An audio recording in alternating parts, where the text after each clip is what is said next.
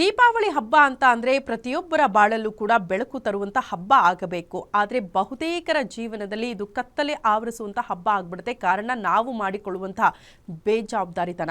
ಈಗ 14 ಜನರ ಬಾಳಲ್ಲೂ ಕೂಡ ಕತ್ತಲು ಆವರಿಸಿದೆ ದೀಪಾವಳಿ ಹಬ್ಬದ ಸಂಭ್ರಮ. ಕಾರಣ ಪಟಾಕಿ ಹೊಡೆಯುವಾಗ ಮುನ್ನೆಚ್ಚರಿಕಾ ಕ್ರಮಗಳನ್ನು ತೆಗೆದುಕೊಳ್ಳದೆ ಪಟಾಕಿ ಹೊಡೆದಿರುವುದರಿಂದ ಕಣ್ಣಿಗೆ ಎಫೆಕ್ಟ್ ಆಗಿದೆಯಂತೆ. ಕಲರ್ಫುಲ್ ಹಬ್ಬಕ್ಕೆ ಕತ್ತಲಾಗಿದೆ ಹಲವರ ಬದುಕು. ಬೆಂಗಳೂರು ಸೇರಿ ರಾಜ್ಯದಲ್ಲಿ ಹೆಚ್ಚಾಗುತ್ತಲೇ ಇದೆ ಪಟಾಕಿ ದುರಂತ. ಅನೇಕರ ಬದುಕನ್ನ ಕತ್ತಲು ಮಾಡಿದೆಯಂತೆ ಈ ಬಾರಿಯ ಈ ಹಬ್ಬ. ದೀಪಾವಳಿ ಹಬ್ಬದ ಮೊದಲ ದಿನಾನೇ 14 ಜನರ ಕಣ್ಣಿಗೆ ಗಾಯ ಆಗಿದೆ. ಮಿಂಟೋ ಆಸ್ಪತ್ರೆ, ನಾರಾಯಣ ಆಸ್ಪತ್ರೆಯಲ್ಲಿ ಗಾಯಾಳುಗಳು ಸದ್ಯ ದಾಖಲಾಗಿದ್ದಾರೆ.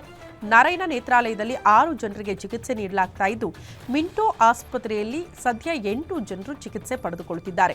9 ಜನ ಮಕ್ಕಳು ಸೇರಿದಂತೆ ಕೆಲವರಿಗೆ ಕಣ್ಣಿಗೆ ಗಾಯ ಆಗಿದೆಯಂತೆ ಪಟಾಕಿ ಹೊಡೆಯುವಾಗ. ವೈದ್ಯರು ಹಲವು ಸಲಹೆ ಸೂಚನೆಗಳನ್ನು ಕೊಟ್ಟರೂ ಕೂಡ ಅದನ್ನು ಅನುಸರಿಸದೆ ಈ ರೀತಿ ಪಟಾಕಿ ಹೊಡೆದಿರೋದ್ರಿಂದ ಕಣ್ಣಿಗೆ ಗಂಭೀರ ಗಾಯ ಆಗಿದ್ದು ಆಸ್ಪತ್ರೆಗೆ ದಾಖಲಾಗಿದ್ದಾರೆ.